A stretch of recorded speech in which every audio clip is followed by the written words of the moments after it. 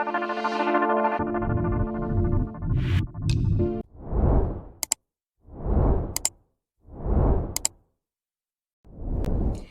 2023 and welcome back to another episode of Free Living with Nasstasja. I hope you guys had a wonderful holiday and made many new memories. I definitely have. Got married. Super exciting. But now that that's all over, I have been asked this question frequently and I thought to myself, why not make a video about it? How to organize and keep a garden journal. Being organized is a very satisfying feeling to me. I document everything I do, right from the start, from planting my seed right up to harvest. I map up my garden and mark each and every crop. I work with a planting calendar that makes life so much easier. In this video, I will be sharing my gardening journal with everyone, just to show you guys a little bit about how it can be done and what I do and what works for me. Always keep in mind that what works for me might not always work for you. Make it your own. Always research, explore, and experiment. So for step 1, we will be mapping out our garden. Draw a map of your garden and indicate exactly where you want to plant what. Always keep in mind that not all vegetables grow the same. Some need full sunlight, some need half sunlight, and some need full shade to grow. Once you have that covered, mapping out your garden will be a walk in the park. So as you can see, I've mapped out my garden, exactly where what is. And my walkways I've put in here. I've got a little deck. And then these blocks are my growing blocks. So I have beans, potatoes, and sweet potato in the one. And then the other one I have broccoli, cabbage, cauliflower. But what I always do ahead of time is I look at the package and see what type of light it needs. Does it need full on sunlight? Does it need some half shade, half sunlight, or does it need full shade? So once I know that, I know exactly where to plant what in my garden, because I know which of my garden gets half sun and which of my garden gets has full shade.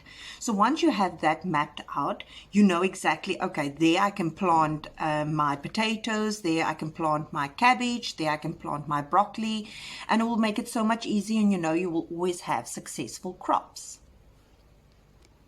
As you can see, there's my compost heap in my garden. Vegetable beds, my walkway through my vegetable beds. There's another walkway through the vegetable beds. And then here you can see my deck where I have some pot planters with stuff growing in. And then I have my wall. So the wall is where the garden starts, and by the end of the walkway is where my garden ends. So this is my map that I've drawn out, which I have drawn out of my garden. Step 2, plant by season. Make a list from January to December, what you should plant in which season. So I will show you how I've done mine after doing some research. I drew up a map and a list of vegetables I can grow throughout the seasons. And just to show you guys my example of what I've done, which makes it really easy for me because everything is on one page. I did my mapping, my garden mapping, and my plant by season on one page. So I can every time see where I can plant what within my garden according to the season. So here are all examples. I put the month on there, so it's January, February, March, April, May, June, July, August, September, October, November, December, and then I state there exactly.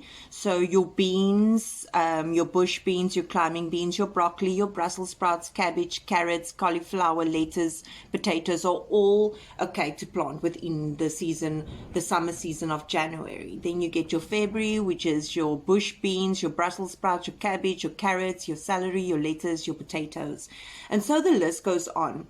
So whenever I harvest, I look at the month where I'm at and I see, okay, I just harvest my peas. So once I've harvested all the peas and I've taken out all the plants, I can replace it with celery or corn or whatever else.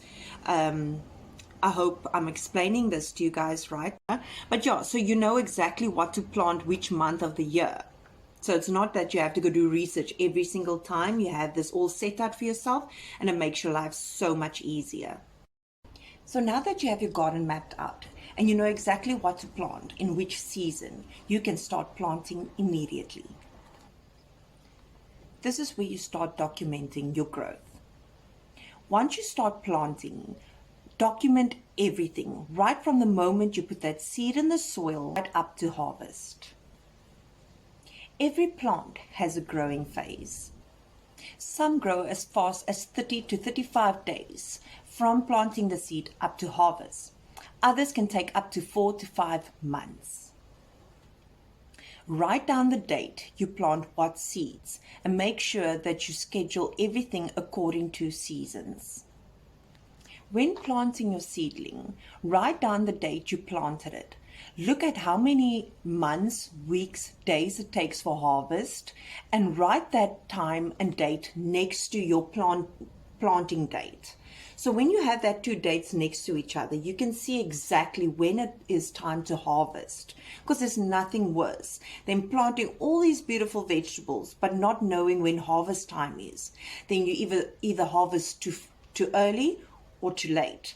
That way you can ruin your crops completely, and you will not have the true product that you were looking forward to.